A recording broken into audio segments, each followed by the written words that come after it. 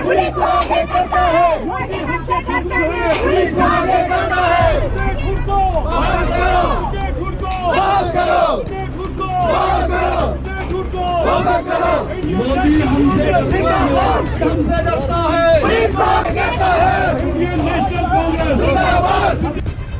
जैसा कि आप जानते हैं, आज मुल्कगीर सतह पे जो एक कमर तोड़ महंगाई है, उसके खिलाफ जो कॉन्स्टिट्यूशनल इंस्टीट्यूशंस जिनका बेजा इस्तेमाल किया जा रहा है, चाहे वो ईडी है, चाहे वो सीबीआई है, चाहे आईबी है, चाहे इनकम टैक्स है, उसके खिलाफ और अग्निपथ के तहत जो नाइंसाफ़ी हमारे नौजवानों के साथ हो रही है अग्निपथ स्कीम के तहत, ये उसके खिलाफ है। और साथ साथ जैसा कि आप जानते हैं कि आज 5 अगस्त भी है, इत्तेफाकन 5 अगस्त भी है, और ये वो 5 अगस्त है जिस दिन हमारी अर्स्टवाइल रियासत जम्मू कश्मीर के साथ बदतरीन तरीके का जो जुल्म हुआ, जो मजाक हुआ, जो हमें ह्यूमिलिएट किया गया, यहाँ के 1 करोड़ 20 लाख लोगों को जो ह्यूमिलिएट किया गया,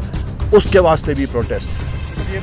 देखिए, कहने को तो बहुत कुछ बोला जाता है, बोला तो ये भी गया है और बोला जाता है कि अच्छे दिन वापस आए।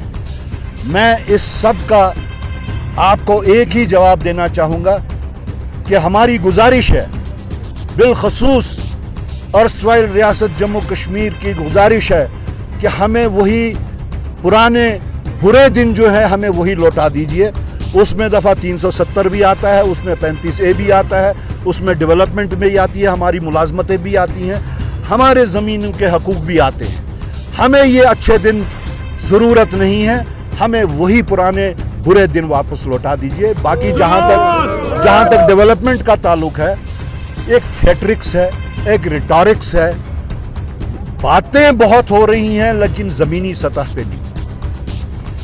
जहाँ तक 370 का ताल्लुक है, 370 के बारे में जब भी बात की जाए हिस्टोरिकल पर्सपेक्टिव में किए जानी चाहिए। सबसे पहले ये कि ये एक नेगोशिएटेड आर्टिकल था, कोई ये ग्रांटेड आर्टिकल नहीं था, it was a negotiated article, और जिसके तहत हमें जितने भी इख्तियारात, हमें अब सबको पता है हमें क्या क्या इख्तियारात थे, वो ज़मीनों के थे, वो मुलाजमतों के थे, वो हमारे कल्चर को, हमारे रिलीजन को, हमारे जितने भी सकाफत है उसको प्रोटेक्ट करने के हकूक़ थे।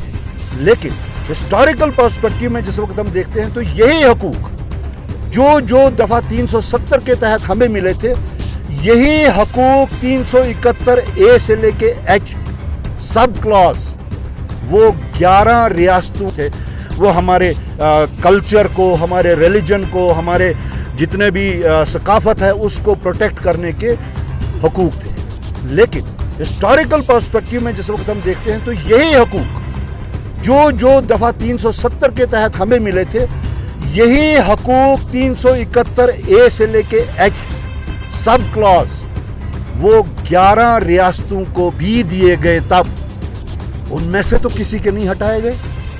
उनमें से जो नॉर्थ ईस्ट स्टेट्स है, हिमाचल है, उत्तराखंड है, अभी भी वहाँ पे ये है कि वहाँ पे कोई भी ज़मीन नहीं खरीद सकता।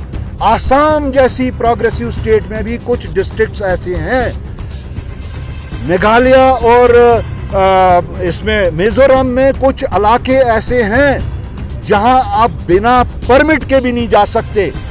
हिंदुस्तान के दायरे में होने के बावजूद, हिंदुस्तान का एक का हिस्सा होने के बावजूद आप परमिट के बगैर नहीं जा सकते, जो परमिट सिस्टम यहाँ पे पहले लागू था। तो ये जो है ये एक डिस्क्रिमिनेशन है।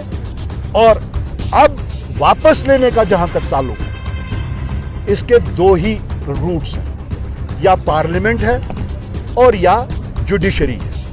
पार्लियामेंट में जब तक ये बीजेपी की ब्रूट मेजॉरिटी है, वो ब्रूट मेजॉरिटी के तहत आपको कभी 370 वो वापस नहीं देंगे। लेकिन जहाँ तक जुडिशरी का रूट जो है, वो हमें एक उम्मीद की किरण नज़र आ रही है कि यहाँ की जुडिशरी अगर हमारे साथ इंसाफ करे, अगर बाज़ाब्ता जो जुडिशरी में आज तक 370 को लेके केसेस हुए थे उसकी जजमेंट्स को मलहूज़ नज़र रखे तो हमें कोई इसमें शक नहीं कि जुडिशरी से हमें हमारे खोए हुए हकूक़ जो हैं वो वापस मिले। एक अटपटा सा सवाल है या हाइपोथेटिकल एक बात है, कांग्रेस पार्टी ही देने वाली है।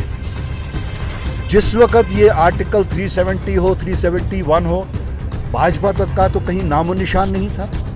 आरएसएस जो थी वो एक अंडरग्राउंड कहिए या ओवरग्राउंड कहिए तहरीक के चला रही थी डिसरप्शन की। तो कांग्रेस से ये पूछना कि आप क्या करेंगे, ये मेरे ख्याल में अटपटा भी है, हाइपोथेटिक है। जब भी वो वैसी पोजीशन में होगी वो उस वक्त की सिचुएशन के हिसाब से उस पर फैसला ज़रूर लेगी।